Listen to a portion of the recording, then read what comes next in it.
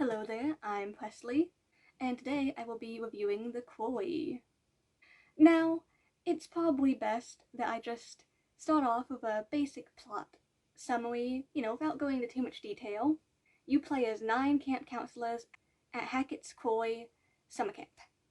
And it's their last day there, the summer camp's already finished up, all the kids have gone home, and they're getting ready to pack up and leave themselves, obviously. However, one of them decides to, sabotage the van that they'd be leaving in. And he does this because he wants one extra night to try and work things out, with the girl that he was dating during the summer. And it leads to them being stuck there an extra night that they weren't supposed to be there.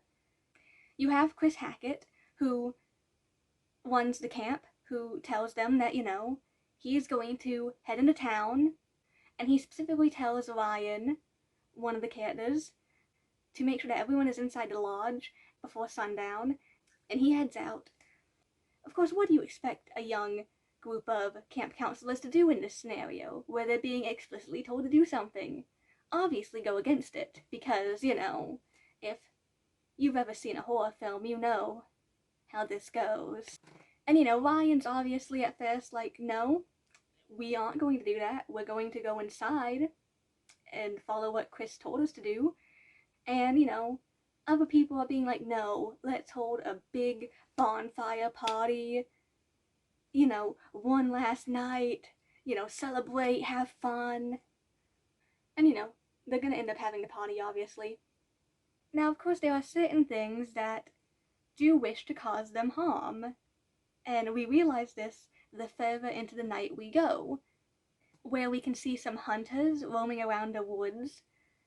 And then, of course, later on, we get to see these creatures that could kill them.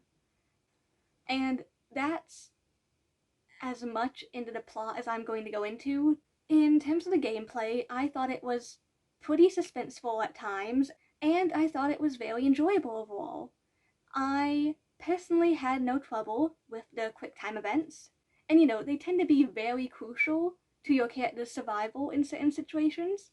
However, I've always been really good at having a quick response time when it comes to these type of quick time events, so I made it through the game not really having to worry about the quick time events being the downfall of me.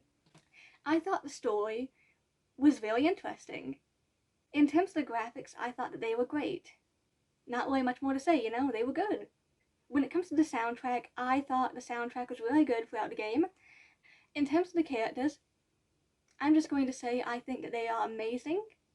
I really liked a lot of the characters in this game. I thought they were all very interesting in their own ways. Alright, now on to my overall thoughts at last.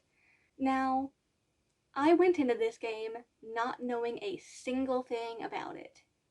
I normally do some research into the games I play before I, go out and get them and then play them. But this one, I saw it and I thought, that looks interesting. But yeah, this is a game that I definitely recommend going into with as little knowledge as possible, because it makes every choice that much more suspenseful, because you really don't know what the outcome you're gonna get is. And that can make every minute choice feel like it has so much more weight to it. The sheer surprise and confusion I felt when seeing the opening credits of the game and seeing both David Arquette and Brenda's song in this game, I was blown away by that simple fact.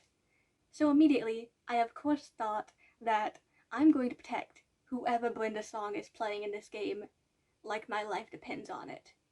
Yeah, her character is Caitlin, and I really like Caitlin. I feel like Caitlin had a lot of great scenes, at least in my playthrough of the game. Another character I really liked and wanted to protect until the end of the game, just defaultly from the very beginning, was Ryan. I really wanted to make sure that Ryan made it to the very end of the game.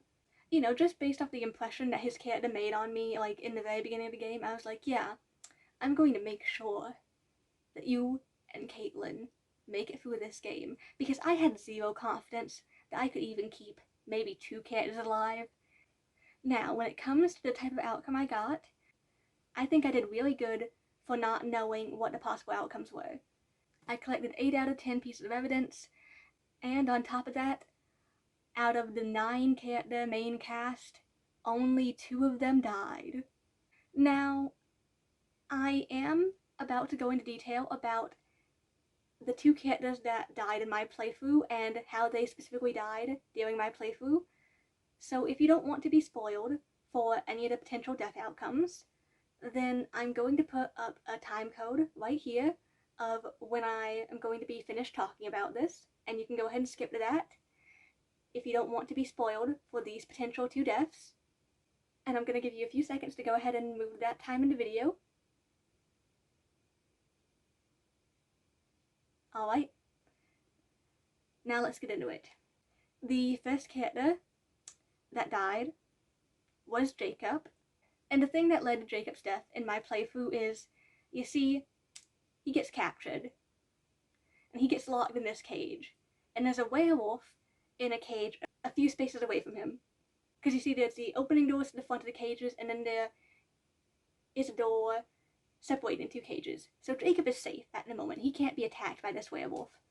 And then Ryan and Laura arrived, and I tried to have Ryan open the door to Jacob's cell, but I absolutely messed up the decision where you have to flip one of the switches, because they each open different doors.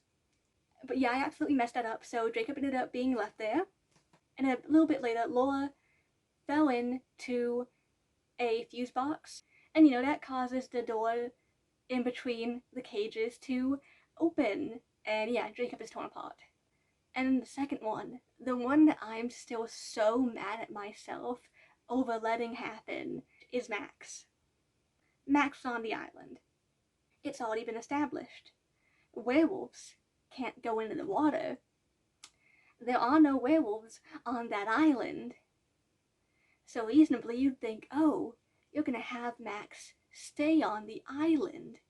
The reasonable and smart choice, right? No, I didn't. No, we're gonna have him swim to shore and go meet up with Laura.